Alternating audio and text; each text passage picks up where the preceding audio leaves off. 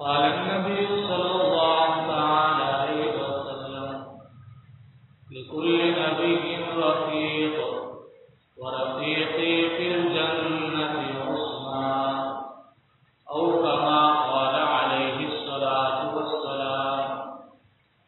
صدق الله خالقنا العظيم وبلغنا رسوله النبي الكريم ونحن على ذلك لمن الشاهدين والشاكرين والحمد لله رب العالمين.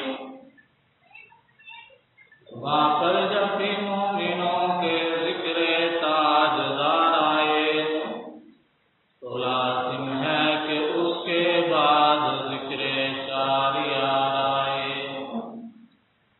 ابو بکر عمر عثمان و حیدر باغباں جب ہوں تو پھر کیوں کر نہ باغ مصطفیٰ میں ایک بہار آئے.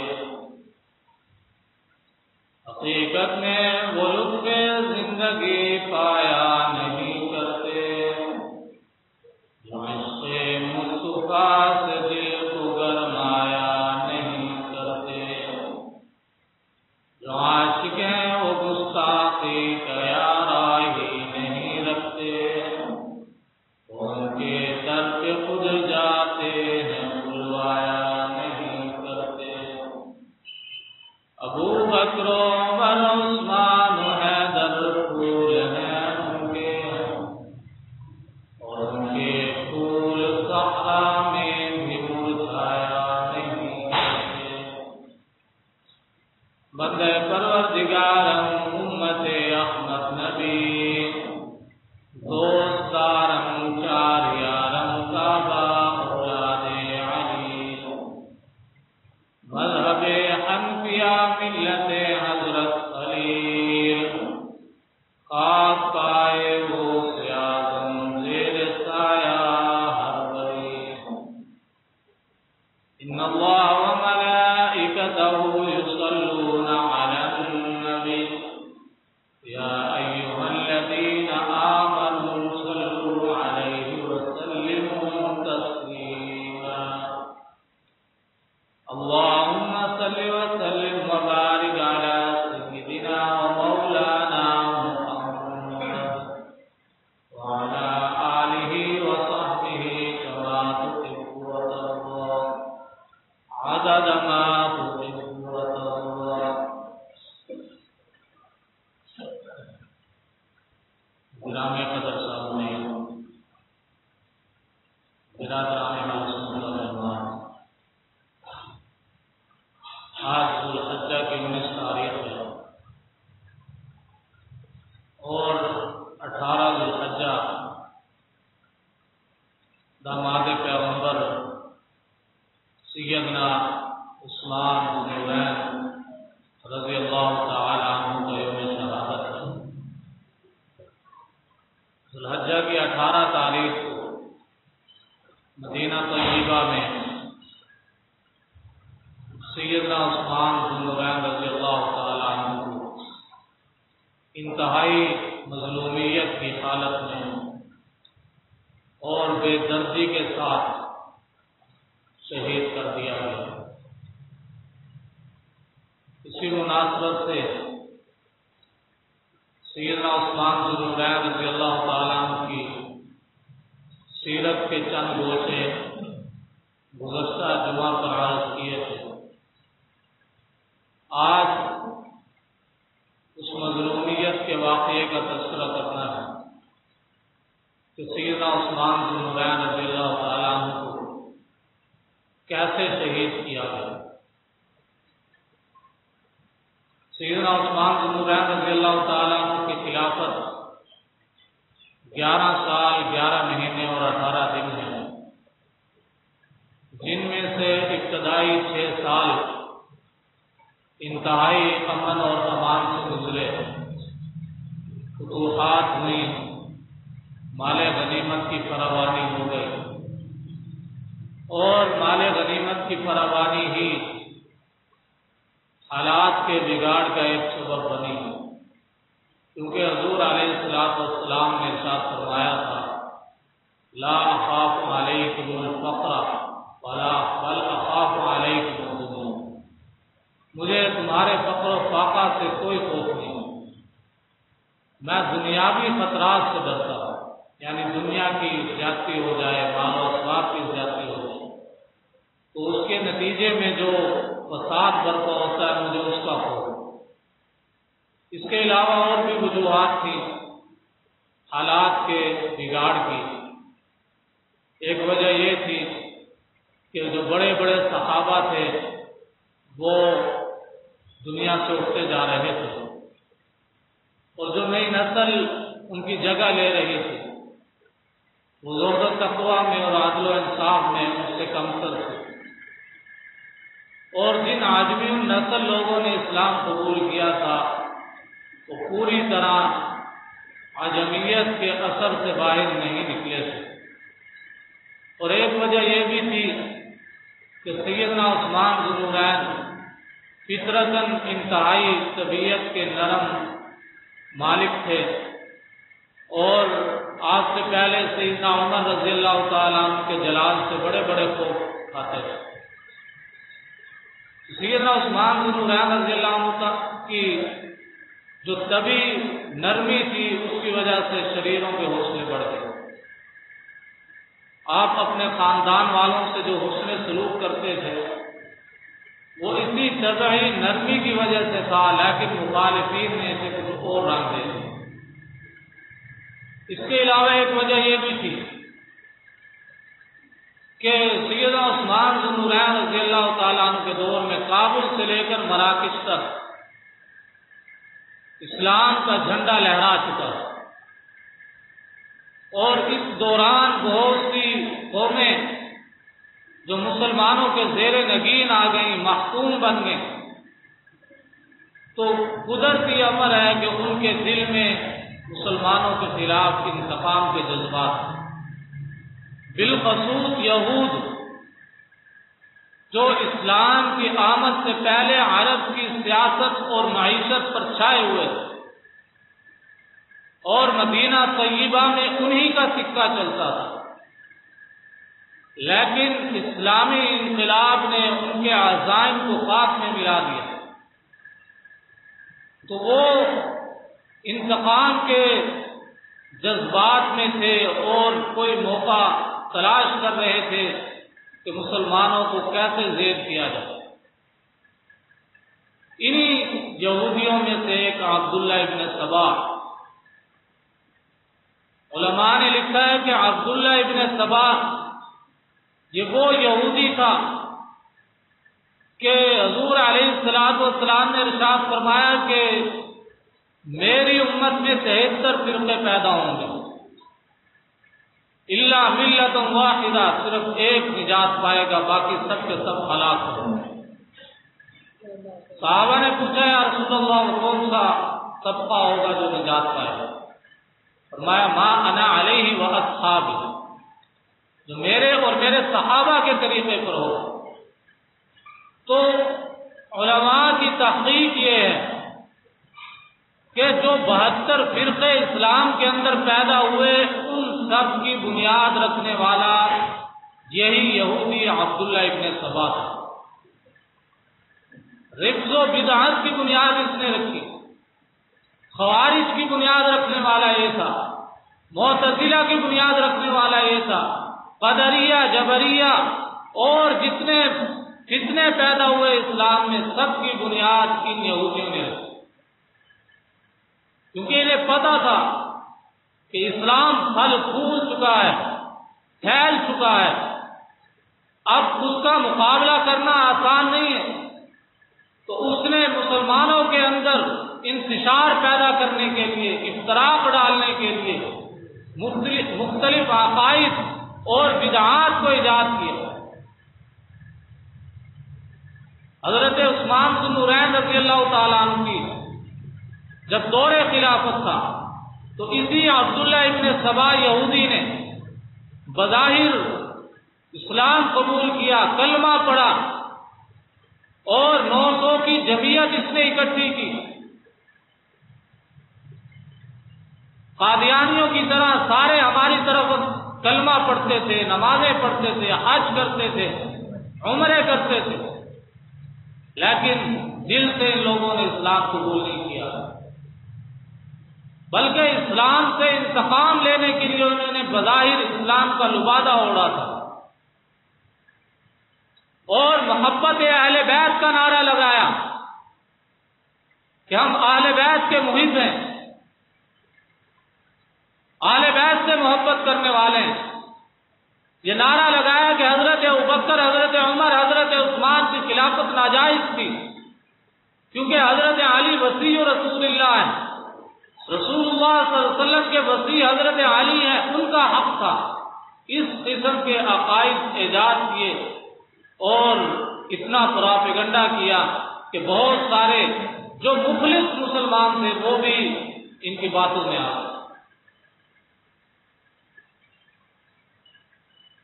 تو حضرت عثمان بن نورین رضی اللہ تعالیٰ عنہ کے خلاف اتنا شدید پراپیگنڈا کیا گیا، اتنا بدنام کیا گیا، بےہودہ قسم کے اعتراضات اٹھائے گئے۔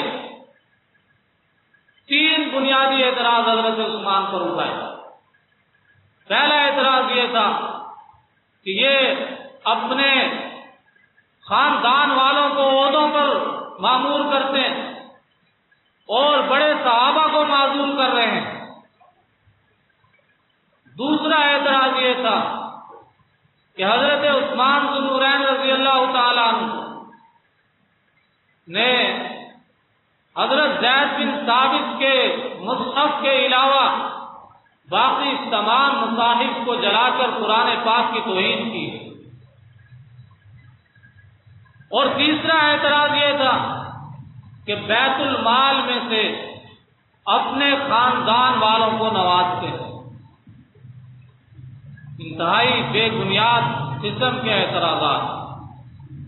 اگر کسی وجہ سے، کسی عذر کی بنا پر اپنے امیر کو، اپنے گورنر کو، اپنے کسی افسر کو عہدے سے معزول کرنا اگر کوئی جرم ہوتا تو یہ جرم حضرت سیدنا عمر بن الخطاب رضی اللہ تعالیٰ عنہ نے بھی کیا تھا، جنہوں نے خالد، سیف اللہ، مغیرہ ابن شعبہ، فاتح ایران سعد بن ابی وقاص رضی اللہ تعالی عنہم کو ان کے عہدوں سے معزول کر دیا۔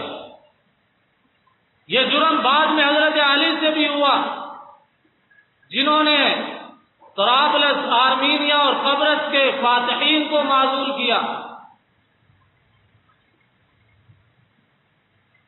اور دوسرا اعتراض کہ حضرت عثمان اپنے خاندان والوں کو بیت المال سے نوازتے۔ حضرت عثمان جو مکہ کے سب سے بڑے تاجر تھے، جن کا لقب ذو النورین اور غنی تھا، ان کو اس بات کی ضرورت ہی کہاں تھی؟ اللہ نے حضرت عثمان کو اتنا دے رکھا تھا کہ عبداللہ ابن سبا اور ان جیسے کمینوں نے خواب کے اندر بھی نہیں دیکھا ہو۔ وہ اپنے رشتہ داروں کو، اپنے خاندان والوں کو نوازتے ضرور تھے، بیت المال سے نہیں، اپنی جیب سے نوازتے تھے۔ حضرت عثمان تو اتنے نرم طبیعت کے مالک تھے کہ غیروں کی تکلیف ان سے نہیں دیکھی جاتی تھی،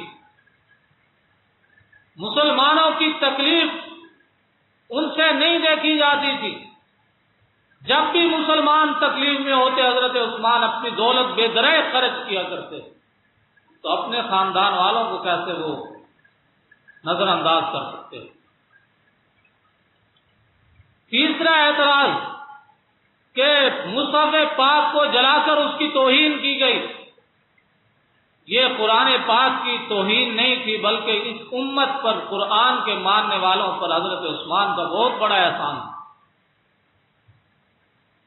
کیونکہ رسم الخط کے اختلاف کی وجہ سے یا قراتوں کے اختلاف کی وجہ سے مسلمانوں کے اندر ایک لڑائی اور جھگڑا پیدا ہو رہا تھا۔ حضرت عثمان نے اس جھگڑے کو ختم کرنے کے لیے ایک ہی مصحف پر سب کو جمع کیا اور باقی سب مصاحف کو ختم کر دیا۔ یہ امت پر احسان ہے۔ لیکن ان کا پروپیگنڈا اتنا شدید تھا کہ جس سال حضرت عثمان ذو النورین رضی اللہ تعالیٰ عنہ کی شہادت ہوئی 35 ہجری میں، ان باغیوں کے حوصلے اتنے بلند ہو چکے تھے کہ حضرت عثمان مسجد نبوی میں خطبہ ارشاد فرما رہے تھے جمعہ کا، ایک باغی اٹھتا ہے، حضرت عثمان سے کہتا ہے عثمان کتاب اللہ پر عمل کر۔ حضرت عثمان نے نرمی سے بیٹھنے کے لیے کہا، وہ پھر کھڑا ہوا اور قریب آ کر حضرت عثمان کے ہاتھ میں جو عصا تھی اس کو لے کر توڑ دیا، اور وہ عصا جو پیغمبر علیہ السلام کے ہاتھوں میں ہوا کرتی تھی، پیغمبر سے وہ عصا سیدنا صدیق اکبر کے ہاتھوں میں آئی، پھر وہی عصا سیدنا عمر کے ہاتھوں میں آئی، پھر وہی عصا سیدنا عثمان ذو النورین رضی اللہ تعالیٰ عنہ کے ہاتھ میں آئی، لیکن ان ظالموں نے، ان شریروں نے، ان باغیوں نے اس عصا کو توڑ کر 2 ٹکڑے کر دیے اور حضرت عثمان کو منبر سے کھینچ کر نیچے گرا لیا۔ بہت سارے باغی وہاں چھپے بیٹھے تھے جو کھڑے ہو گئے اور پتھروں کی بارش کر دی، حضرت عثمان بے ہوش ہو کر گر پڑے۔ انہوں نے سمجھا کہ حضرت عثمان شہید ہو گئے۔ مخلصین نے حضرت عثمان کو اٹھایا اور گھر پہنچا دیا۔ باغیوں نے حضرت عثمان کے گھر کا محاصرہ کر لیا، اور یہ محاصرہ 40 دن تک جاری رہا۔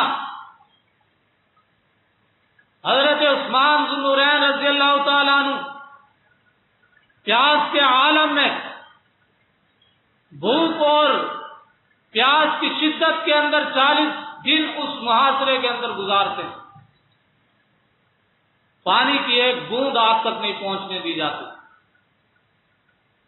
سیدہ ام حبیبہ رضی اللہ تعالی عنہا جو زوجہ رسول پاک صلی اللہ علیہ وسلم، ان کو پتہ چلا، اپنے خچر پر خرد و نوش کا سامان لاد کر آپ کے گھر کی طرف آتی، لیکن باغیوں نے حرم رسول کا احترام بھی نہیں کیا، بے ادبی کے ساتھ، بدتمیزی کے ساتھ سیدہ ام حبیبہ رضی اللہ تعالی عنہا کو واپس بھیج دیا۔ حضرت علی نے حضرت سیدہ عائشہ اور سیدنا علی رضی اللہ تعالیٰ عنہ تک پیغام بھیجا کہ ہم پیاسے ہیں، ہمارے لیے پانی کا بندوبست کیا جائے۔ سیدنا علی رضی اللہ تعالیٰ عنہ کو اطلاع ملی، تڑپ اٹھے کہ واہ، جس کے فیض کرم سے لوگ سیراب ہوا کرتے تھے، جس نے کنواں خرید کر مدینہ کے مسلمانوں کو پانی سے سیراب کیا، آج اسی کنویں کا پانی سیدنا عثمان ذو النورین رضی اللہ تعالیٰ عنہ کے لیے بند کر دیا۔ مشکیزہ لے کر خود دربار خلافت کی طرف روانہ ہوئے، باغیوں نے تیر مار کر اس مشکیزے کو پھاڑ دی۔ مجبوراً سیدنا علی رضی اللہ تعالیٰ عنہ نے اپنا سیاہ عمامہ کاشان خلافت کے اندر پھینک دیا تاکہ پتہ چل جائے کہ باہر کیا حالات۔ سیدنا علی رضی اللہ تعالیٰ عنہ خفیہ طریقے سے آپ کے گھر میں داخل ہوئے، سیدنا حسن رضی اللہ تعالیٰ عنہ کو ساتھ لے کر، صحابہ کو ساتھ لے کر، اور جا کر عرض کی سیدنا عثمان ذو النورین رضی اللہ تعالیٰ عنہ سے، فرمایا کہ یہ باغی، ان کی تعداد صرف 900 ہے، آپ کو اللہ نے خلافت کا منصب عطا کیا، آپ اقتدار پر ہیں، آپ کے پاس طاقت اور قوت موجود ہے، آپ حکم دیں، ہم ان سے نمٹ لیں گے، ان کی بوٹی تک نہیں ملے گی۔ سیدنا عثمان ذو النورین نے بڑا عجیب جواب دیا، فرمایا کہ رسول اللہ صلی اللہ علیہ وسلم نے فرمایا تھا کہ عثمان، تم پر ایک امتحان آئے گا، تم نے صبر سے کام لینا ہے، قتال نہیں کرنا۔ میں رسول اللہ صلی اللہ علیہ وسلم کے حکم کی خلاف ورزی نہیں کرتا۔ سیدنا مغیرہ ابن شعبہ نے مشورہ دیا کہ آپ ایسا کریں ہمیں حکم دیں ہم ان باغیوں سے دو دو ہاتھ کریں، اگر آپ ایسا حکم نہیں کرتے تو صدر دروازہ چھوڑ کر پیچھے کی طرف سے نکل جائیں اور مکہ معظمہ چلے جائیں، وہ حرم پاک ہے، شاید یہ حرم پاک کا پاس اور لحاظ کریں۔ سیدنا عثمان ذو النورین رضی اللہ تعالیٰ نے فرمایا کہ میں ان کے ساتھ لڑنے کی اجازت بھی نہیں دے سکتا، کیونکہ یہ رسول اللہ صلی اللہ علیہ وسلم کا شہر ہے، اور میری وجہ سے یا میرے خون کی وجہ سے کسی کا خون بہہ جائے یہ مجھے گوارا نہیں، اور رسول اللہ صلی اللہ علیہ وسلم کے شہر کی بے حرمتی ہو یہ مجھے گوارا نہیں، اور میں حرم پاک بھی نہیں جا سکتا، میں رسول اللہ صلی اللہ علیہ وسلم کے جوار کو اور آپ کے پڑوس کو بھی نہیں چھوڑ سکتا۔ تو فرمایا گیا کہ پھر خطرہ ہے۔ سیدنا عثمان ذو النورین رضی اللہ تعالیٰ نے فرمایا کہ میں صبر کروں گا، آخر تک صبر کروں گا، مجھے رسول اللہ صلی اللہ علیہ وسلم نے یہی فرمایا۔ حج کا موسم تھا، بہت سارے لوگ اور صحابہ حج پر گئے ہوئے تھے، باغیوں نے اس موقع کو غنیمت سمجھا اور آپ کے گھر کا محاصرہ کیا ہوا تھا، 40 دن محاصرے کو گزر گئے، اور اس محاصرے کے دوران سیدنا عثمان ذو النورین رضی اللہ تعالیٰ عنہ نے بڑے عجیب اور دل دہلا دینے والے خطبے ارشاد فرمائے۔ آپ دیوار پر کھڑے ہوئے یا چھت پر چڑھے اور باغیوں کو کہا کہ قریب آ جاؤ، باغی قریب آ گئے، فرمایا کہ تمہیں یاد نہیں ہے مسجد نبوی کی زمین تنگ تھی، میں نے اس کو خرید کر وسیع کیا، آج اسی مسجد میں تم نے مجھے نماز پڑھنے سے روکا۔ باغیوں نے کہا واللہ انتا، ہم جانتے ہیں کہ آپ نے زمین کو خرید کر وقف کیا۔ پھر فرمایا کہ تمہیں یاد نہیں ہے کہ جب مسلمان اس مدینہ میں آئے تھے پینے کا پانی میٹھا یہاں ایک کنویں کے علاوہ موجود نہیں تھا، اور وہ میٹھے پانی کا کنواں خرید کر میں نے مسلمانوں کے لیے وقف کیا تھا، آج تم نے مجھے اسی کنویں کے پانی سے اسی کنویں کا پانی میرے اوپر بند کر دیا۔ باغیوں نے کہا واللہ انتا، ہم جانتے ہیں کہ آپ نے کیا۔ پھر فرمایا کہ تمہیں شاید یاد ہو کہ رسول اللہ صلی اللہ علیہ وسلم جب ایک پہاڑ پر چڑھے کوہ احد پر اور پہاڑ ہلنے لگا، رسول اللہ صلی اللہ علیہ وسلم نے فرمایا اسکن، ٹھہر جا، تیرے اوپر ایک نبی ہے، ایک صدیق ہے اور ایک شہید ہے۔ میں اس وقت رسول اللہ صلی اللہ علیہ وسلم کے ساتھ اس پہاڑ پر موجود۔ پھر فرمایا کہ اگر تم نے آج مجھے قتل کر دیا پھر کبھی تم اکٹھے نماز نہیں پڑھ سکو گے، اکٹھے جہاد نہیں کر سکو گے، بھلا یہ تو بتاؤ مجھے قتل کیوں کرتے ہو؟ کسی مسلمان کو 3 وجہوں پر قتل کیا جاتا ہے، ایک یہ کہ کوئی کلمہ پڑھ کر پھر مرتد ہو جائے، ایک وجہ یہ ہے، اور دوسری وجہ یہ ہے کہ جو شادی شدہ ہو کر بدکاری کا ارتکاب کرے اس کو قتل کیا جاتا ہے، اور تیسری وجہ یہ ہے کہ کوئی ناحق کسی کا خون بہائے اس کو قتل کیا جاتا ہے۔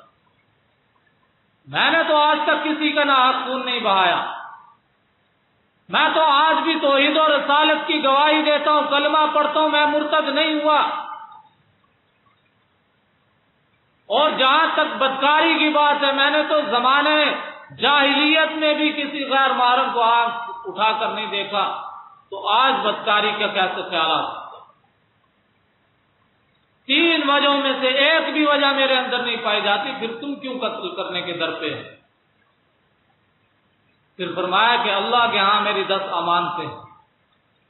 پہلی امانت یہ ہے کہ میں چوتھا مسلمان ہوں، دوسری امانت یہ ہے کہ رسول اللہ صلی اللہ علیہ وسلم کی لخت جگر سیدہ رقیہ میرے نکاح میں تھی، تیسری امانت یہ ہے کہ رسول اللہ صلی اللہ علیہ وسلم کی دوسری لخت جگر سیدہ ام کلثوم میرے عقد کے اندر، چوتھی امانت یہ ہے کہ میں نے زندگی میں گانا نہیں گایا، کبھی گانا نہیں گایا، پانچویں امانت یہ ہے کہ میں نے کبھی شراب نہیں پی، چھٹی امانت یہ ہے کہ میرے دل میں کبھی بدی کی خواہش پیدا نہیں ہوئی، ساتویں امانت یہ ہے کہ میں ہر جمعہ کو غلام آزاد کرتا ہوں، آٹھویں امانت یہ ہے کہ میں حافظ قرآن ہوں، اور اسی طرح ایک دو اور امانتیں آپ نے ان کو گنوائیں، لیکن باغیوں کے دل پر اثر نہیں، وہ اصلاح کرنا ہی نہیں چاہتے تھے،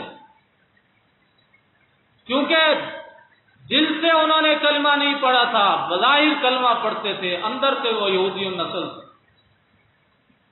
ان کو اصلاحی اقدامات سے کوئی غرض نہیں تھی۔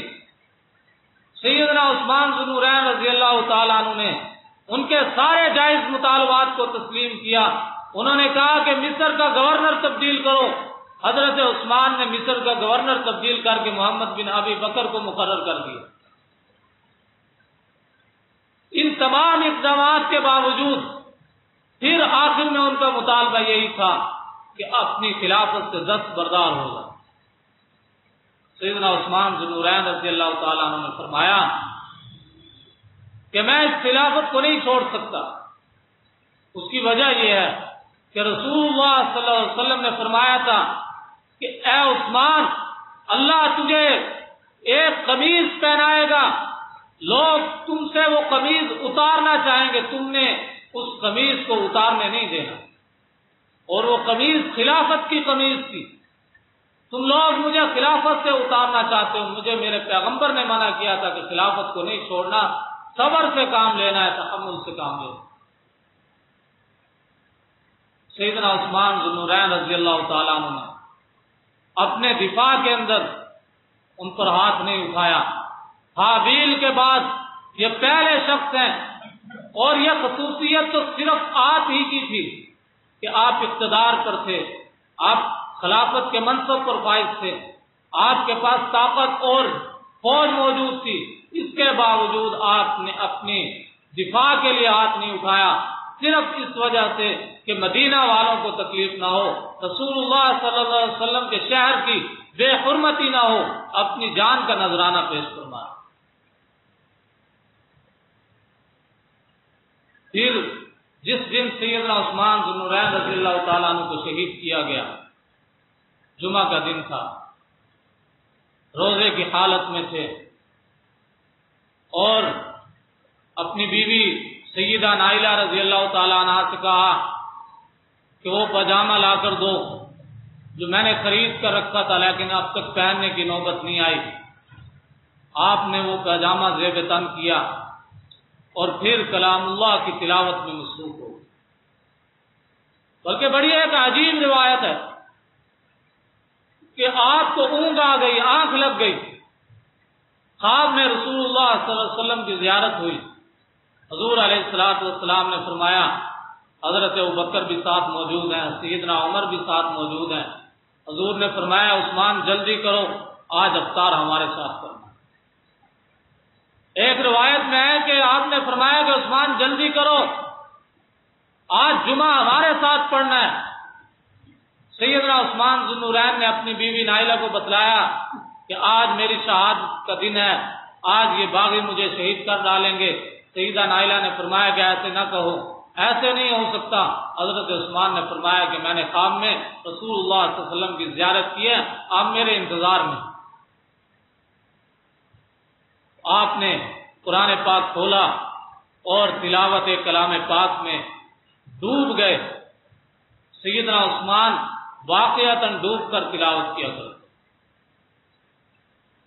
کلام پاک ساری رات پڑھتے، آپ کا دل نہیں بھرتا۔ اور اس وقت میں جب معلوم ہے کہ چاروں طرف خون کے پیاسے مسلح لوگ کھڑے ہیں، ہم میں سے کوئی ہوتا تو سانس خشک ہو جاتے، کس کا دل چاہتا کہ کلام اللہ کی تلاوت کے اندر لگے۔ کہ سیدنا عثمان ذو النورین رضی اللہ تعالیٰ عنہ کا ایمان تھا، آپ کا عزم تھا، آپ کی استقامت تھی، آپ کا حوصلہ تھا کہ آپ اس وقت میں بھی اپنے اللہ کی طرف متوجہ ہوئے، کلام اللہ کی طرف متوجہ ہوئے، تلاوت کے اندر ڈوب گئے۔ باغی آپ کے گھر کے اندر داخل ہوئے، محمد بن ابی بکر آگے بڑھے، آپ کی ریش مبارک کو پکڑا۔ سیدنا عثمان نے کہا، بھتیجے اگر تمہارے والد آج زندہ ہوتے تو کتنے شرمندہ ہوتے۔ محمد بن ابی بکر شرما کر پیچھے ہٹ گئے۔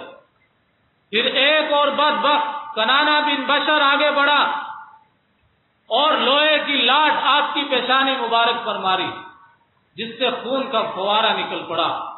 ایک اور بدبخت آپ کے سینے پر چڑھ کر بیٹھ گیا اور سینے پر کودنے لگا، آپ کی پسلیاں ٹوٹ گئی۔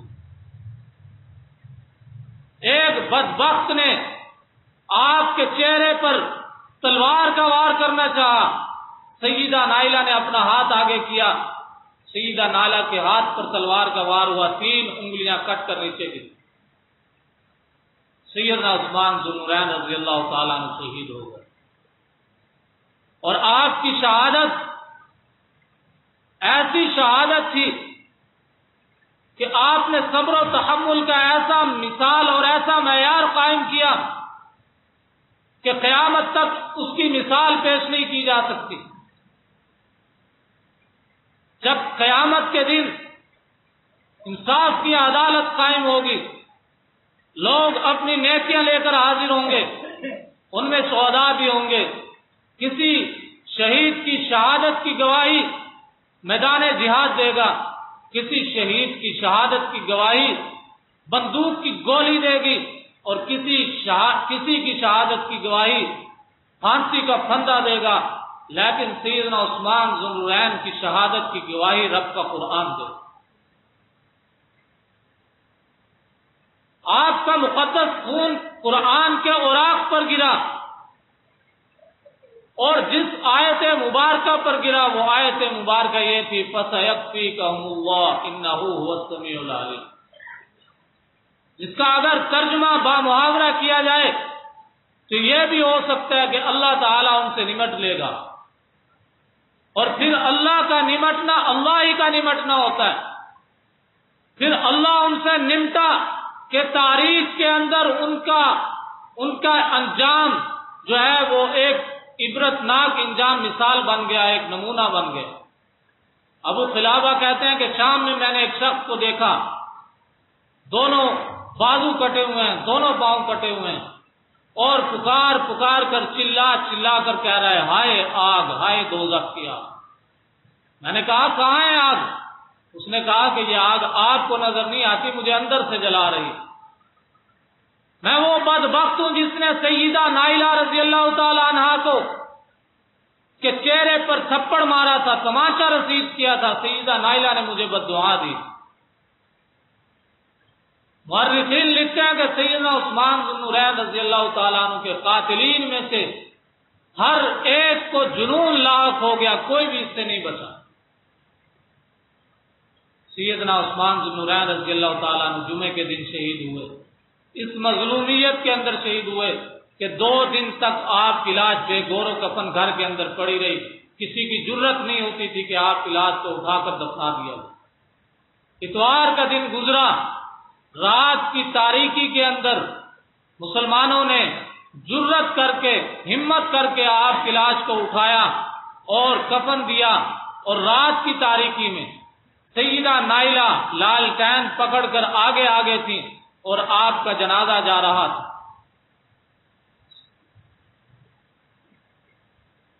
اور باغی اس وقت بھی پتھروں کی بارش کر رہے تھے جنازے پر بھی۔ یہ مسلمان ہو سکتے ہیں؟ یہ بظاہر کلمہ پڑھتے تھے، مسلمان نہیں تھے، یہودی النسل لوگ تھے۔ لوگ سیدنا علی پر انگلی اٹھاتے ہیں، مخلصین مسلمانوں پر انگلی اٹھاتے ہیں۔ حضرت علی نے تو آپ کا ساتھ دیا، اپنے صاحبزادوں کو آپ کے دروازے پر پہرے دار بنا کر کھڑا کیا، سیدنا علی رضی اللہ تعالیٰ عنہ کیسے اس کے اندر ملوث ہو سکتے؟ یہ سارے کے سارے یہودی النسل لوگ تھے، عبداللہ ابن سبا کی روحانی اولاد تھی، جنہوں نے جنازے کو بھی نہیں بخشا۔ 17 مسلمانوں نے صرف جنازہ پڑھا اور جنت البقیع کے آخری کونے کے اندر سیدنا عثمان ذو النورین رضی اللہ تعالیٰ عنہ کو دفن کر دیا۔ مدینہ کا وہ حاکم اور وہ باحیا، وہ جود و سخا کا پیکر، جس نے مدینہ کے مسلمانوں کے لیے ہر وقت اپنی جان کو، اپنے مال کو پیش کر کے رکھا، لیکن آج اتنی مظلومیت کے اندر اس کو مدینہ طیبہ کے اندر شہید کر دیا۔ آپ کی شہادت کا سبق یہ ہے کہ میدان کے اندر ڈٹ جانا ہے اور منافقین سے متاثر ہو کر ہمت نہیں ہارنی، میدان کو نہیں چھوڑنا، میدان کو چھوڑ کر بھاگنا نہیں۔ سیدنا عثمان ذو النورین رضی اللہ تعالیٰ عنہ کی شہادت کا سبق یہ ہے کہ آپ کے نقش قدم پر چلنا ہے، حیا کا پیکر بننا ہے، عاجزی کو اپنے اندر پیدا کرنا ہے۔ سیدنا عثمان ذو النورین رضی اللہ تعالیٰ عنہ کے اوصاف کو، آپ کے کمالات کو اپنے اندر پیدا کرنے کی کوشش کرنی ہے۔ دعا ہے کہ اللہ تعالیٰ سمجھنے عمل کرنے کی توفیق عطا فرمائے۔ وآخر دعوانا الحمدللہ رب العالمین۔